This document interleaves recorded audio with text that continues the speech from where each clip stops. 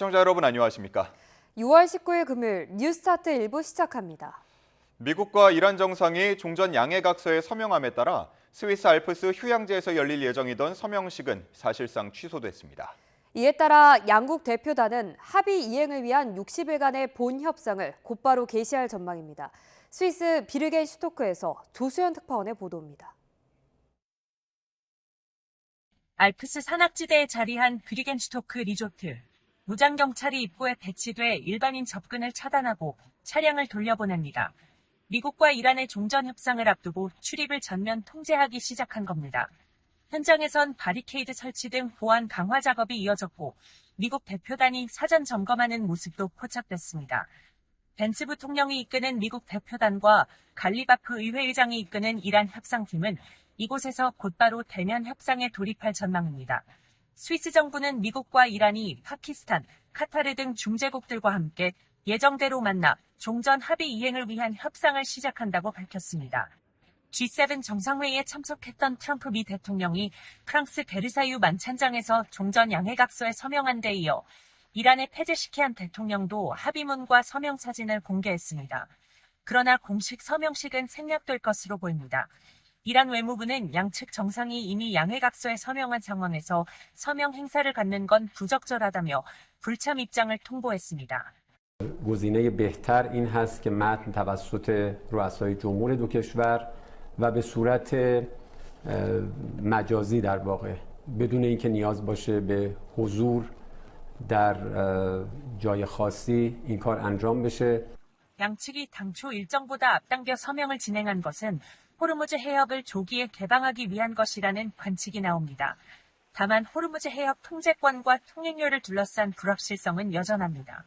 이란은 협상이 진행되는 60일간의 무상 통항 기간이 끝나면 호르무즈 해협을 통과하는 선박에 서비스 요금을 부과하겠다고 재확인했습니다.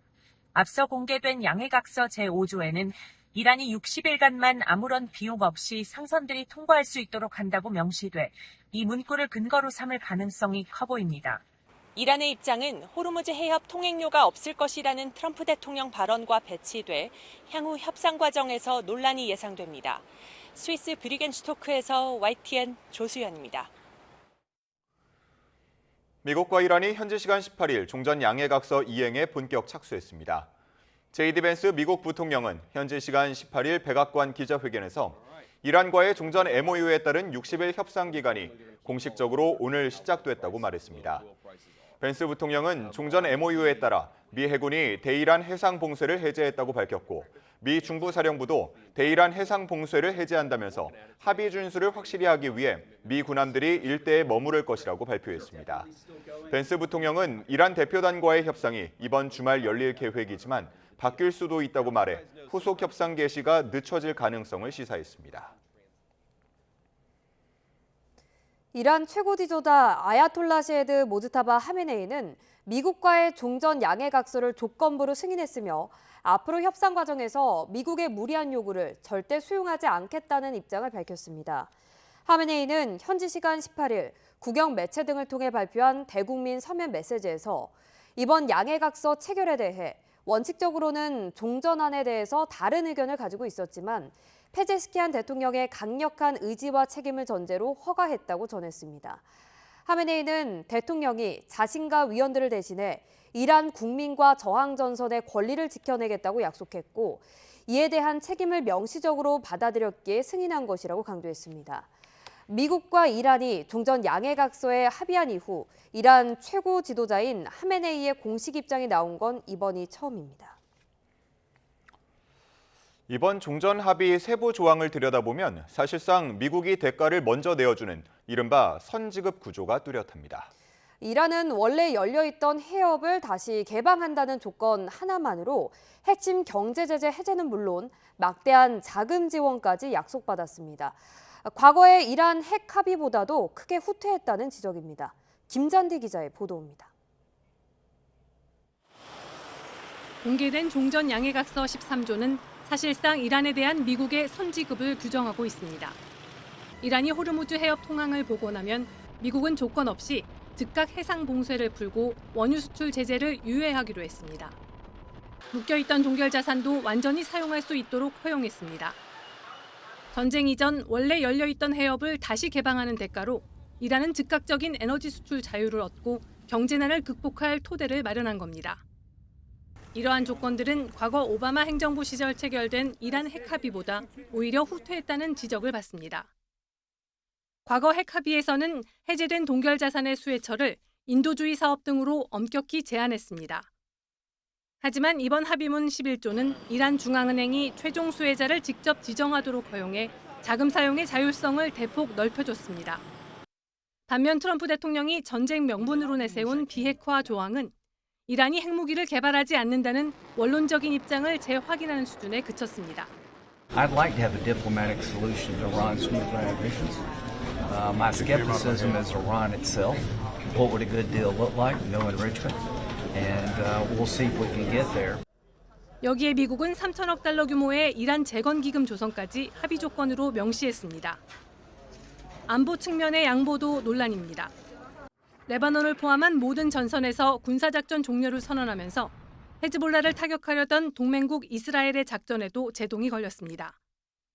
결과적으로 이란은 새롭게 양보한 것 없이 경제제재 해제와 막대한 자금, 그리고 영내 세력 확장의 발판까지 챙겼다는 분석이 나옵니다. YTN 김지한입니다. 미국과 이란의 종전 양해각서 체결 뒤 처음으로 사우디의 초대형 유조선 3척이 호르무즈 해협을 통과했습니다. 로이터 통신은 사우디 국적 해운 회사 바흐리가 운용하는 샤덴, 자함, 아우타드 등 초대형 유조선 3척이 각각 200만 배럴의 원유를 싣고 호르무즈 해협을 통과했다고 보도했습니다. 이 중 아우타드호의 목적지는 울산으로 알려졌습니다. 전문가들은 호르무즈 해협 통항량은 전쟁 전과 비교해 여전히 큰 차이가 없지만 사우디산 원유가 처음으로 대량으로 통과했다는 점에서 의미가 크다고 평가했습니다. 미국과 이란 전쟁이 종전 국면에 접어들었지만 정부는 석유 제품의 공급가 상한선을 기존 수준으로 유지하기로 했습니다. 이번 주말이 중동 정세 분수령이 될 것으로 보이는 만큼 호르무즈 해협 통항 상황을 지켜본 뒤 최고 가격 조정 여부를 판단할 방침입니다. 손효정 기자의 보도입니다. 6번째 최고 가격 고시 기한이 끝났지만 정부는 석유 제품의 공급 상한선을 새로 발표하는 대신 기존 가격을 유지하기로 했습니다. 이에 따라 휘발유의 주유소 공급 가격은 리터당 1,934원, 경유 1,924원, 등유는 1,530원으로 당분간 고정됐습니다. 정부는 미국과 이란의 양해각서 효력이 본격화되는 이번 주말과 다음 주 초까지 실제 종전 여부와 호르무즈 해협 상황을 지켜보겠다는 방침입니다. 국제 유가는 하락했지만 불확실성이 여전한 만큼 당분간 최고 가격을 유지하겠다는 판단입니다. 이번 주말에 저희가 이제 호르무즈 통항이나 이런 상황들이 또 급변할 수도 있고 종전이 이제 실체적으로 진전이 있는지 그 여부랑 국제 유가 상황을 좀 더 지켜보고 정부는 가장 중요한 변수로 호르무즈 해협 통항 정상화를 꼽았습니다. 해협을 자유롭게 오가며 원유를 안정적으로 도입하는 시점이 돼야 최고 가격 해제 여부를 결정할 수 있다는 설명입니다. 종료 시점 역시 아직 판단하기 이르다며 신중한 입장을 유지했습니다. 최고 가격제로 인한 정유사의 손실을 보전하기 위한 원칙과 기준도 마련됐습니다. 휘발유나 경유 등을 생산, 판매하는 데 들어간 원가를 기준으로 적정 수준의 마진을 반영할 수 있도록 했습니다. 원가에는 원유와 석유 제품 구입 가격은 물론 운송비와 보험료 등도 포함됐습니다. 정유 업계가 요구해온 국제 석유 제품 가격 기준 보상은 받아들여지지 않았지만 정부는 원유 도입 과정에서 발생한 비용은 보전받을 수 있다고 설명했습니다. 구체적인 보상 수준은 최고액 정산위원회를 구성해 검토하기로 했습니다. 정부는 나프타 수출 제한 조치 역시 호르무즈 해협 상황을 지켜보면서 적절한 시점에 해제할 계획이라고 밝혔습니다. YTN 손효정입니다. 6.3 지방선거 투표용지 부족 사태를 규명하기 위한 검경합동수사본부가 선거일 투표소를 지켰던 공무원 9명을 참고인으로 불렀습니다. 합수본은 선거일 당일 상황을 재구성하며 수사에 속도를 내고 있습니다. 이준엽 기자의 보도입니다. 합수본이 지방선거 당일 투표소 3곳을 관리했던 지자체 공무원 9명을 한꺼번에 소환했습니다. 서울중앙지방검찰청에 마련된 사무실로 수사팀 전원이 출근해 전열을 정비한 지 하루 만에 전방위 소환 조사에 돌입한 겁니다. 합수본은 이들을 상대로 투표소 내부 상황을 시간대별로 복귀하며 당일 혼선을 재구성하는 데 집중하고 있습니다. 지난 압수수색을 통해 확보한 압수물 분석 작업도 한창인데 합수본은 추가 강제 수사도 검토하고 있습니다. 다만 사태의 중심에 놓였던 잠실 7동 투표록에 보관된 서울 올림픽공원의 경우 시위대 봉쇄가 계속되고 있어 단기간에 압수수색을 벌이긴 쉽지 않을 전망입니다. 선거 사무와 관련된 사실관계를 어느 정도 확정하고 나면 수사의 칼끝은 선관위를 겨눌 것으로 보입니다. 투표소 일선 실무자 조사를 시작으로 피고발인 신분인 노태학 전 선관위원장 등 윗선에 대한 소환도 차례로 이어질 수 있습니다. 합수본은 선관위가 자체적으로 꾸린 진상규명위원회의 조사 흐름도 예의주시하고 있습니다. 위원회의 최종 결과 역시 수사 자료로 적극적으로 활용하겠다는 방침입니다. YTN 이준엽입니다. 6.3 지방선거 당시 투표 과정을 기록한 선관위 투표록에는 미흡한 관리로 혼란스러웠던 당시 상황이 고스란히 담겨 있습니다. 선관위 진상규명위원회는 곧 10일 동안의 조사 결과를 발표하는데 책임자에 대한 수사 의뢰까지 이뤄질 전망입니다. 김다현 기자입니다. 지방선거 본투표 당일인 지난 3일 서울 송파구 문정이동 제2투표소입니다. 이재명 대통령이 투표 안 하고 얘기했잖아요. 근데 선관위에서 이렇게 상식이 어긋나는 거잖아요. 투표용지가 없다는 황당한 말에 유권자들은 화를 참지 못했고 결국 현장에 경찰까지 출동했습니다. 이런 상황은 16시 38분 잔여 매수 영매로 민원인 100명이 고함 지르며 항의함이라고 투표록에 적나라하게 담겼습니다. 선관위에서 받은 무번호 용지 매수가 불일치해 잔여 매수 파악이 어렵다거나 일련 번호들이 뒤섞였다는 내용도 적혀 있습니다. 비슷한 혼란상은 송파구 투표록 곳곳에서 쉽게 찾을 수 있습니다. 당일 무려 105분 가장 오래 투표를 멈췄던 잠실 이동 제2투표소에선 17시 50분 용지 부족으로 투표 중단, 18시 12분 참관인 퇴근 내용이 담겼습니다. 19시 35분 일련 번호 없는 용지를 추가 교부받아 선거를 재개했지만 100매라고 전달받았을 뿐 총 매수는 확인하지 못했다고도 적혀 있습니다. 현장 직원들의 답답함도 엿보입니다. 잠실 이동 제6투표소에서는 오후 2시 53분 용지가 238매만 남아 추가 교부를 요청했는데 모니터링 중이라는 답만 받았다거나 용지 소진 이후에 지침을 달라고 했지만 답변을 받지 못해 결국 1시간도 지나지 않아 용지가 소진됐다고 적혀 있습니다. 그럼 도대체 얼마나 많은 참정권의 침해가 있었던 것인지 지금 정확한 추산조차 힘든 상황입니다. 국정조사와 특검을 통해서 정확한 피해 규모를 파악해서 국민의 참정권을 최대한 보장하는 것이 필요하다고 생각합니다. 투표록에 빼곡하게 적힌 부실 대응 정황에 선관위 책임론이 커지는 가운데 외부 인사로 구성된 진상규명위는 열흘간의 활동을 마무리합니다. 조현욱 진상규명위원장은 YTN 통화에서 그동안 투표용지 부족 사태와 관련한 책임 소재를 논의해왔다며 결과 발표에는 책임자에 대한 수사 의뢰와 징계 의결 요구까지 담길 거라고 예고했습니다. YTN 김다현입니다. 전북교육감 선거개표 입력 오류와 관련해 은폐 의혹을 수사 중인 경찰이 강제 수사에 나섰습니다. 전북경찰청은 어제 전북선관위와 완산구 선관위 사무실을 압수수색했습니다. 이번 압수수색은 전북 선관위 직원들이 개표 입력 오류를 알고도 선관위 위원들에게 제때 알리지 않아 공무를 방해했다는 의혹을 확인하려는 조치로 파악됐습니다. 투표용지 부족 사태 진상규명과 대책 마련을 위한 국정조사 계획서가 국회 본회의를 통과했습니다. 여야는 45일간 진행될 국정조사에서 선거 행정 공백 사태 전반을 조사하고 선관위에 대한 전면적인 개혁 방안도 도출하겠다는 각오입니다. 양동훈 기자가 보도합니다. 투표용지 부족 사태 관련 국정조사 계획서가 찬성 250표, 반대 1표, 압도적으로 국회를 통과했습니다. 가결되었음을 선포합니다. 국회는 8월 1일까지 45일 동안 중앙선관위와 각급 선관위 등을 대상으로 이번 사태 발생 경위와 인수의 지침 수립 과정, 당일 지휘 보고 체계, 사후 수습 등 선거 행정 전반을 조사합니다.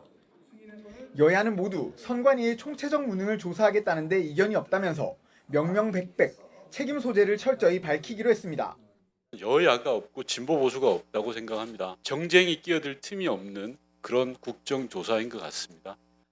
빠르게 그리고 성역 없이 한계를 두지 않고 오직 국민의 시각에서 진상 규명에서 나아가 법률 개정과 개헌 등 제도 개혁 큰 그림까지 손질하는 걸 목표로 여야 합의로 전문가 TF도 별도 구성할 계획입니다.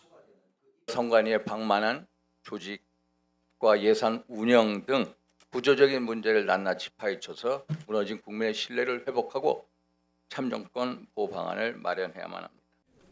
회의장 밖의 신경전은 여전했습니다. 민주당은 재선거 주장은 불복으로 규정했고 국민의힘은 특검 수용을 거듭 압박했습니다. 국민의힘도 부정선거 음모론에 편승해 노골적으로 선거 불복 행태를 보이고 있는데 무책임한 선동과 국민 분열 조장은 용납될 수 없습니다. 수사를 받아야 할 사람이 지금 선관위원장 대행을 맡고 있습니다. 이재명의 밥 친구라서 밥수보는 손도 못 대고 있습니다. 조정식 국회의장은 비교섭 단체 지도부와 만나 참정권 침해 사태에 국회가 대응하는 건 국민에 대한 의무와 책무라고 강조했습니다. 국민의힘은 선거주무부처는 행정안전부라며 이재명 정부 책임을 엄정히 따지겠다고 예고했습니다. 증인 참고인 채택과 현장 조사 등을 놓고 곳곳이 치열한 전선이 될 것으로 보입니다. YTN 양동훈입니다. 오늘의 주요 경제 일정입니다. 어제 코스피가 9,063으로 장을 마감하면서 본격적인 코스피 9,000 시대를 열었습니다. 지난달 15일 8,000선을 돌파한 지 22거래일 만에 9,000선을 돌파하면서 이제는 10,000포인트 달성이 새로운 관심사로 떠오르고 있습니다. 오늘 멕시코전을 맞아서 유통가가 다양한 행사를 엽니다. 신세계 백화점은 명동 본점 외벽의 미디어 파사드에서 경기를 생중계하고 시민들과 응원전도 펼칩니다. 세븐일레븐은 라면 무알콜 맥주를 할인 판매하고 오비맥주는 성수동의 한 음식점에서 단체 관람 행사를 펼칩니다. 한국소비자원이 온라인 숙박 예약과 관련한 소비자 피해가 지속적으로 발생하고 있다며 피해 예방 주의보를 발령했습니다.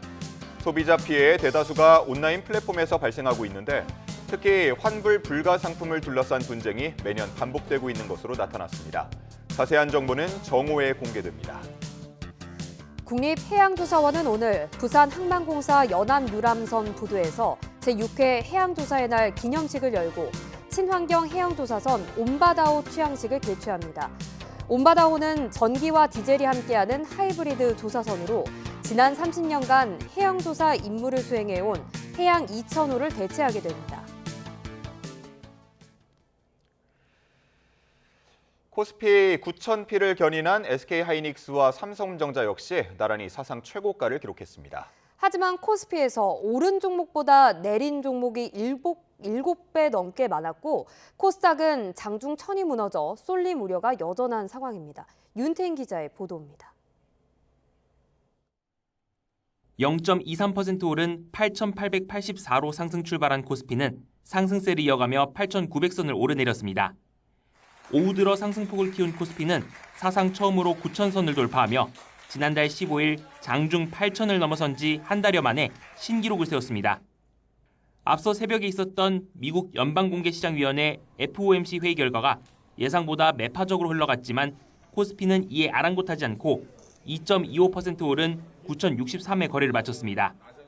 AI 투자를 워낙 많이 하니까 그 수혜를 좀 반도체 또 AI 인프라 기업들이 다 받고 있는데 금리 좀 오른다고 뭐 빅테크가 투자를 줄일 것도 아니고 아무리 금리 올라가도 반도체는 걱정이 없다. 비둘기적이었으면은 이렇게 지수가 오히려 코스피가 강하지 못했을 것 같아요. 반도체 대장주는 나란히 사상 최고가를 새로 썼습니다.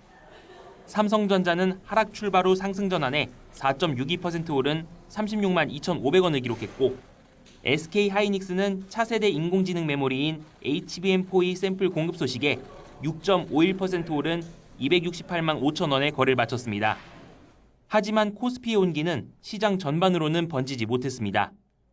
코스피 시장에서 상승 종목은 110여 개인데 반해 하락 종목은 7배가 넘는 791개였고 코스피 200에서도 상승 종목은 16개지만 하락은 183개였습니다. 장중 한때 천선이 무너진 코스닥은 3.01% 하락 마감하며 상반된 모습을 보였습니다. 이런 탓에 양극화와 쏠림에 대한 경계 목소리도 나옵니다. 못 버티고 팔고 반도체로 갔다가 이게 또 변동성이 더 커지는 그런 불안함이 지금 당장은 아니지만 앞으로 좀 경계해야 될 요소가 될 수 있다. 이런 가운데 FOMC 여파로 달러가 강세를 보이면서 원달러 환율은 1,525원으로 출발해 1,527.1원의 주간 거래를 마쳤습니다. YTN 윤태인입니다. 서울과 경기 일부에 올해 처음으로 폭염주의보가 내려졌습니다. 서울은 지난해보다 12일 빠른 건데 전국적으로 가마솥 더위가 확대하는 모습입니다. 오늘 밤부터 열기를 식혀줄 비가 찾아오는데요. 곳곳에 강한 호우가 쏟아질 것으로 우려됩니다. 정혜훈 기자의 보도입니다. 올해 첫 폭염주의보가 내려진 서울. 뜨거운 가마솥처럼 달궈진 도심 속 건물 주변에서 나무를 깎고 다듬는 작업이 한창입니다. 모자에 토시, 두꺼운 신발까지 작업자들 얼굴엔 땀이 줄줄 흘러내립니다. 서울은 광진구와 강남구, 송파구, 영등포구 등을 중심으로 낮 기온이 33도 안팎까지 올랐습니다. 오늘은 배로 물을 갖고 왔습니다. 가시나무를 만지기 때문에 부득이 토시를 두꺼운 걸 했습니다. 폭염주의보가 더 일찍 내려진 남부지방은 열기가 더욱 뜨겁습니다. 경산 등 영남지방은 이미 며칠째 체감온도가 33도 이상 치솟았는데 재래시장에서 일하는 상인들은 한증막에 있는 듯 땀이 마르질 않습니다. 머리에 물수건 묶고 여기에도 물수건 묶고 이러면 요 물수건이 하루 종일 있으면 한 3번은 적시가 말려야지 이제 끝납니다. 기상청은 폭염주의보를 영남 내륙에서 서울 동남 서남권, 경기 6개 시군까지 확대 발령했습니다. 서울은 지난해보다 12일이나 빠른 기록입니다. 다행히 오늘 밤 전국에 비가 내리면서 찜통더위는 잠시 주춤하겠습니다. 다만 본격적인 장마철에 들어서는 건 아닙니다. 19일부터 20일 사이 전국에 비가 내리겠지만 21일 이후 다시 북쪽에 차고 건조한 공기가 남하하여 정체전선을 남쪽으로 밀어낼 것으로 예상하고 있습니다. 따라서 이번 비를 장마의 시작으로 보기는 어렵습니다. 장마는 아니지만 남쪽에서 다량의 수증기가 유입되면서 토요일까지 제주 산간에는 최고 250mm, 동해안과 남해안에는 100mm가 넘는 호우가 쏟아지겠습니다. 특히 제주도는 오늘 밤부터, 남해안은 내일 새벽부터 돌풍과 벼락을 동반한 시간당 30에서 50mm에 이르는 세찬 물폭탄이 쏟아지겠고 해상에도 최고 4m까지 높은 물결이 일겠습니다. 서울 등 내륙은 비의 양이 많진 않지만 비가 그친 뒤 다음 주까지 대기 불안정으로 소나기가 자주 내릴 전망입니다. YTN 정혜윤입니다. 전국적으로 무더위가 이어지면서 올해 온열 질환자가 300명을 넘었습니다. 질병관리청은 지난달 15일부터 전국 응급실 500여 곳에 들어오는 온열 질환자를 모니터링하고 있는데 지난 17일까지 한 달여 만에 307명이 온열 질환으로 병원을 찾았고 이 가운데 1명이 숨졌습니다. 지난해 같은 기간 사망자는 없고 환자가 201명이었던 것과 비교하면 올해는 153%나 급증한 겁니다. 보건당국은 폭염 시 야외 활동을 자제하고 그늘을 찾아다니며 충분한 수분을 섭취하라고 당부했습니다.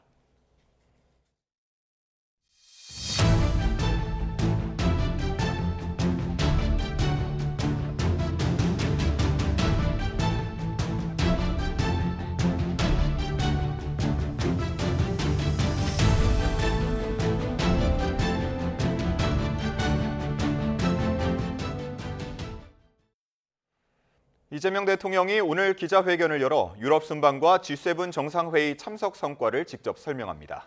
실용 외교의 무대를 유럽으로 넓히고 트럼프 대통령 레오 14세 교황과 만나 북한 문제를 논의한 게 이번 순방의 주요 성과로 꼽힙니다. 홍민기 기자입니다.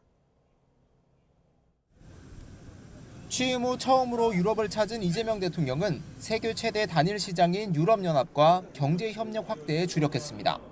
안보와 방위, 교육 분야 협력을 넓히기로 했고 전자상거래 활성화를 위한 디지털 통상협정도 맺었습니다. 양측 간 디지털 교육은 더욱 활성화될 것으로 기대됩니다. 벨기에와는 중소기업 스타트업 발전 협력, 이탈리아와는 소상공인 지원 정책 교류 등 개별 유럽 순방국가도 경제 성과를 남겼습니다. 정상 간의 돈독한 우정과 신뢰가 양국 경제 협력에 있어 민간 분야에서 걸림돌이 되는 부분을 신속하게 개선하여 이어진 바티칸 교황청 방문에선 한반도 문제가 주요 의제로 논의됐습니다. 이 대통령은 레오 14세 교황에게 내년 북한 방문을 요청한 것으로 알려졌고 특별미사 연설에서도 대화 의지를 거듭 밝혔습니다. 정전 상태를 넘어 지속 가능한 평화 체제를 구축하기 위해서도 할 수 있는 모든 것을 다할 생각입니다. 마지막 일정인 프랑스 G7 정상회의에선 트럼프 대통령과 약 90여 분간 만나 북한 문제에 대한 관심을 요청했습니다. 이번 순방을 통해 글로벌 책임 강국으로서의 위상을 재확인하고 실용 외교의 무대를 넓혔다는 게 청와대의 총평입니다. 이 대통령은 이런 순방 성과를 귀국 다음 날 언론에 직접 설명할 예정입니다. 트럼프 대통령과의 환담 뒷이야기나 북미 정상회담 가능성 등에 대한 질문이 나올 전망입니다. 순방 전후 더욱 논란에 불을 지핀 당청 관계나 청와대 내각 개편 작업 등 본격적인 2기 정부 구상에 대한 질문도 나올 것으로 보입니다. 이 대통령이 이례적으로 순방 결과 회견을 자처한 건 국정 성과 홍보를 통해 지지율 하락세를 극복하겠다는 의도로도 풀이됩니다. YTN 홍민기입니다. 김여정 북한 노동당 부장은 주요 7개국 G7 정상회의에서 채택된 북한 비핵화 성명을 두고 시대착오적 월권이라며 핵 보유국 지위를 거듭 강변했습니다. 김 부장은 조선중앙통신에 낸 담화에서 핵 보유는 반드시 고수해야 할 북한의 핵심 이익이고 비핵화는 절대로 넘어설 수 없는 불퇴의 선이라며 이같이 주장했습니다. 또 G7을 세계 평화와 안전, 국제 핵 확산 방지 제도를 파괴하는 주범이라고 비난하면서 주권적 선택과 헌법을 침해한 월권 행위를 강한 유감과 함께 단호히 규탄한다고 덧붙였습니다. 이란 전쟁이 끝나자마자 우크라이나가 모스크바를 2년 만에 최대 규모로 공격에 나서 긴장 수위가 다시 높아졌습니다. 그동안 우선순위에서 밀렸던 우크라이나 전쟁의 종전 협상도 다시 속도를 낼지 관심입니다. 신호 기자입니다. 폭발음과 함께 모스크바 상공에 검은 연기가 피어오릅니다. 우크라이나의 드론이 크렘린궁에서 불과 16km 떨어진 대형 정유 공장을 타격했습니다.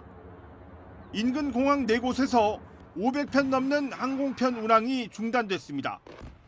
러시아군 당국은 격추된 우크라이나 드론 550대 가운데 200대가 모스크바를 겨냥했다고 비난했습니다. 러시아 관영 타스 통신은 2년 만에 가장 큰 공격이었다고 보도했습니다. 비슷한 시간 우크라이나 수도 키이우도 러시아의 드론과 탄도미사일 공격을 받았습니다. 두 나라가 상대 수도를 겨냥한 대규모 공격에 나선 것은 미국과 이란이 종전에 합의한 직후였습니다. 젤렌스키 우크라이나 대통령은 프랑스에서 열린 G7 정상회의에도 찾아가 미국과 유럽의 대러시아 압박 강화를 호소했습니다. 유럽 국가들은 10억 달러 규모의 우크라이나 무기 지원 계획을 발표했고 트럼프 대통령은 러시아에 대한 석유 제재를 다시 할 가능성을 언급했습니다. The President of the United States is very clear about increasing pressure on Russia to end this terrible war Russia has brought against Ukraine and all of Europe. 러시아는 모스크바를 타격한 우크라이나군의 대규모 보복 공격을 예고했습니다. 이란 전쟁 종전 후 러시아를 겨냥한 외교전이 강화되는 분위기에도 대비하고 있습니다. Оба переговорщика, и Кушнер, и Уитков, в ближайшее время посетят Россию. Конкретные даты визита в Москву пока еще не определены. 우크라이나 전쟁 종전 협상은 2월 중순까지 3차 협상이 진행됐지만 영토 문제로 접점을 찾지 못하다가 이란 전쟁 발발 이후로는 넉 달 가까이 중단됐습니다. YTN 신호입니다.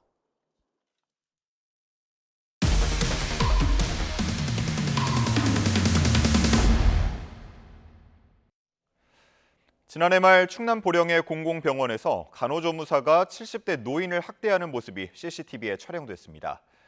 하지만 몇 달이 지나도록 학대 신고는 이루어지지 않았는데 병원 위탁 운영을 맡은 의료재단 대표가 신고하지 못하도록 지시했다는 증언이 나왔습니다. 오승훈 기자의 단독 보도입니다.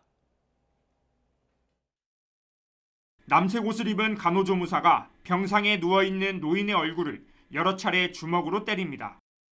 갑자기 얼굴 위로 이불을 덮더니 손으로 세게 짓누르기도 합니다. 지난해 말 충남 보령에 있는 공공병원에서 50대 간호조무사가 70대 노인을 학대하는 장면입니다.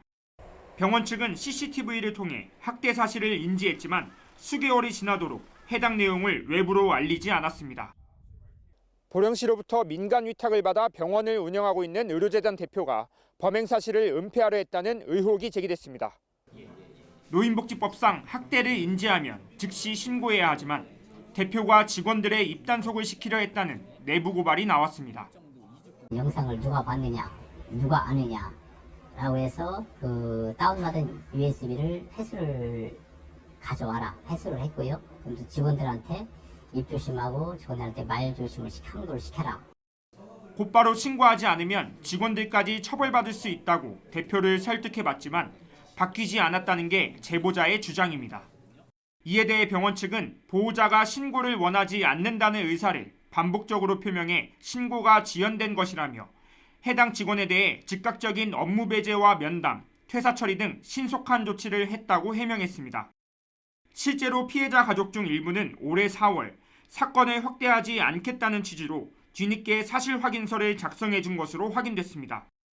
그러나 관련 법령상 노인학대 신고 의무자는 보호자의 의사와 상관없이 즉시 신고하도록 명시돼 있습니다.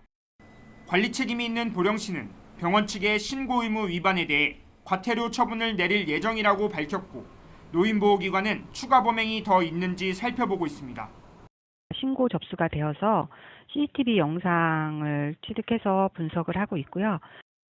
경찰은 지난 4월 말 국민권익위원회로부터 사건을 넘겨받아 수사한 뒤 해당 간호조무사를 노인복지법 위반 혐의로 검찰에 넘겼다고 밝혔습니다. YTN 오승훈입니다. 대학 후배의 음주운전 사고를 무마하기 위해 다른 지인에게 증거인멸을 지시한 현직 경찰 간부가 재판에 넘겨졌습니다. 이 경찰은 차량 블랙박스를 부숴야 한다며 적극적으로 범행을 교사한 것으로 파악됐습니다.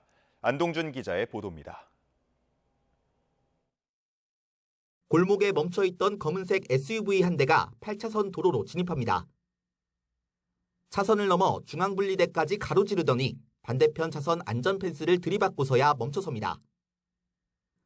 차량을 운전한 남성은 경찰 출신 변호사 A씨. 지인들과 술을 먹은 뒤 운전대에 손을 댔다가 사고를 낸 겁니다. 검찰은 A씨를 음주운전 혐의로 기소하면서 같은 술자리에 있었던 현직 경찰 간부를 함께 재판에 넘겼습니다. A씨의 경찰대 선배이자 현직 경찰 간부인 B씨가 다른 지인에게 증거인멸을 교사한 증거를 확보했기 때문입니다. 늦었어. 갖고 있으면 숨겨놔. 직접 운전한 것이 아니라고 주장해야 한다며 지침을 준 정황도 포착됐습니다. 어차피 증명이 안 돼. 무조건 대리기사가 운전하다가 앞으로 박았다 이렇게 주장해야 돼요. 그건 내가 알아서 다. 사고를 낸 A씨는 차량 정차 시 제동 상태를 유지해주는 오토홀드 기능 중 자동차가 스스로 움직였다고 주장했습니다. 하지만 검찰은 작동 시연을 통해 A씨의 주장이 거짓임을 밝히며 음주운전 사실을 입증했습니다. YTN 안동준입니다. 인천 송도 생활자원회수센터에서 발견된 다리가 요양병원에 입원 중인 환자의 절단된 신체 일부인 것으로 드러났습니다. 인천 연수경찰서는 국립과학수사연구원의 긴급 감정 결과 생활자원회수센터에서 발견된 인체 조직과 요양병원에 입원 중인 환자의 유전자가 일치한다는 구두 소견을 전달받았다고 밝혔습니다. 해당 병원 측은 청소 직원이 신체 부위를 마네킹으로 착각해 재활용 쓰레기로 분리해 버린 것으로 알고 있다며 발견된 신체 부위는 병원에서 치료 중이던 80대 여성의 다리인 것으로 확인했다고 설명했습니다. 노상원 전 국군정보사령관에게 정보사 명단을 유출한 혐의로 기소된 김용현 전 국방부 장관에 대한 1심 판단이 오늘 나옵니다. 김 전 장관은 2024년 10월에서 11월 당시 문상호 정보사령관 등과 공모해 정보사 요원 등의 명단 등 인적 사항을 노 전 사령관에게 전달한 혐의를 받습니다. 김 전 장관과 노 전 사령관은 해당 명단을 토대로 비상기험 상황에서 부정선거 의혹을 수사할 제2수사단을 구성하려 한 것으로 조사됐습니다. 앞선 결심 공판에서 내란 특검팀은 김 전 장관이 정보사 소속 정예 요원들을 위헌 위법한 부정선거 수사에 동원하려고 함으로써 군 통수 체계와 지휘 질서를 붕괴시키고 군의 정치적 중립을 훼손했다며 징역 5년을 구형했습니다. 국내 정유 4사의 유가 담합 의혹과 관련해 영장이 청구된 HD 현대오일뱅크 임직원 2명 가운데 1명이 구속됐습니다. 서울중앙지방법원은 어제 공정거래법 위반 혐의를 받는 HD 현대오일뱅크 가격결정부서 임직원 1명에 대해 증거인멸 염려가 있다며 구속영장을 발부했습니다. 다만 함께 영장이 청구된 다른 1명에 대해서는 증거인멸이나 도망할 염려가 있다는 소명이 부족하다며 기각했습니다. 검찰은 SK에너지, GS칼텍스, S오일, HD 현대오일뱅크가 사전 협의를 통해 국내 유통되는 유류 및 석유 제품의 가격을 임의로 올리거나 동결하는 등 담합한 것으로 의심하고 있습니다.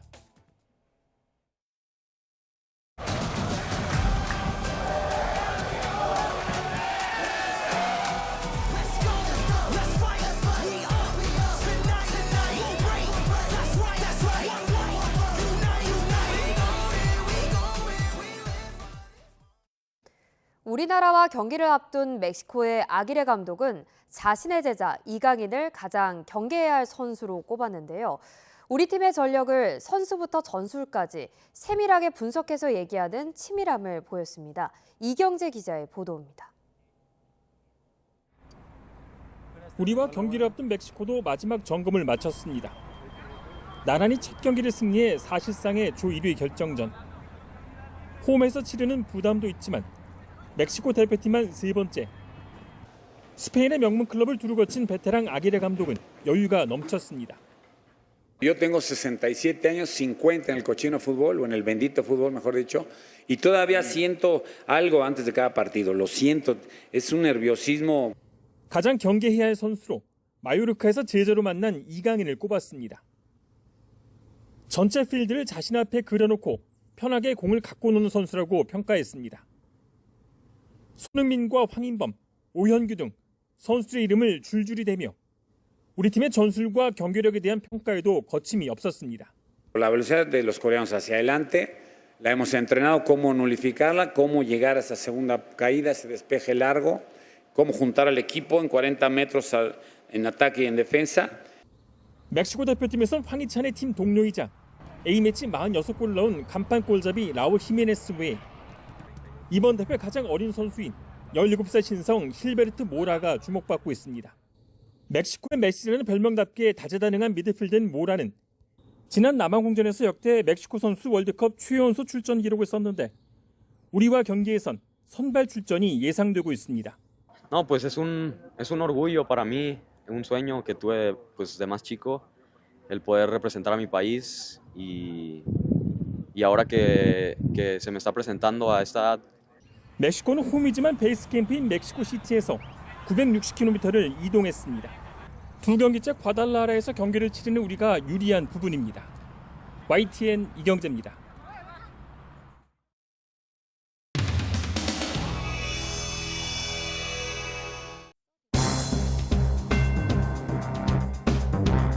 잠깐만요. 공개 발언 공개 발언이죠? 이공개라죠? 네, 아니 잠깐 앉아보십시오. 홍석준을 잠깐 앉아보십시오. 뭐 어차피 발언하는 거 다 오픈되고 하잖아요. 네, 맞는데 짧게 한마디만 비공개 하시려고 하는 분들이 여러 명이 될 것 같아서 이게 우리 오늘 공개 발언 신청을 받으셔서 공개 발언하실 분들은 체크를 기회 주고 아니면 비공개 발언 오늘 그 원내 지도부의 프로그램이 이 시간부로 비공개로 해야 원활하게 진행되겠다는 모두 의사가 있었습니다. 양해해 주시기 바랍니다. 자, 저기 이런 계획이더라도 현장에서 의원님들의 이런 의견이 있으면은 적극적으로 반영을 해야죠. 그러니까 비공개 때 다 하십시오. 아니, 자, 어차피 흘러나가서 보도될 건데. 그럼 나가서 하세요, 나가서. 나가서 하세요, 나가서.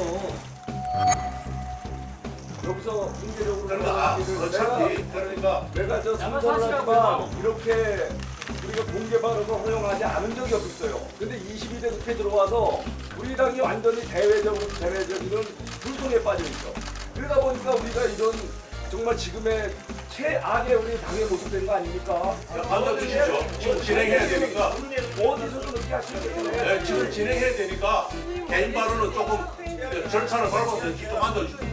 송 의원님 양해해 주시기 바랍니다. 자, 지금부터 비공개로 진행되겠습니다. 언론인 여러분 협조 부탁드립니다. 아니, 무슨 얘기를 못하게 하고. 어차피 알려주는 얘기들인데 비공개로 진행하겠습니다.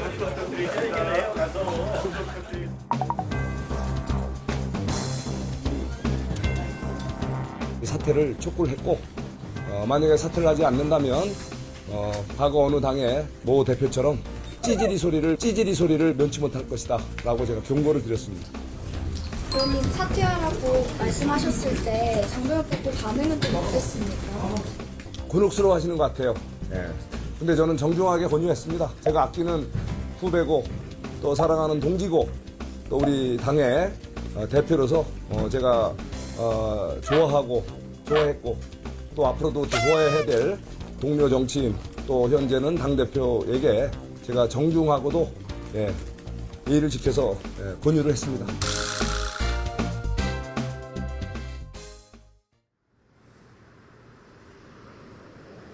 출근길 서울의 체감온도는 24.1도로 열대야에 근접한 수준을 보이고 있습니다.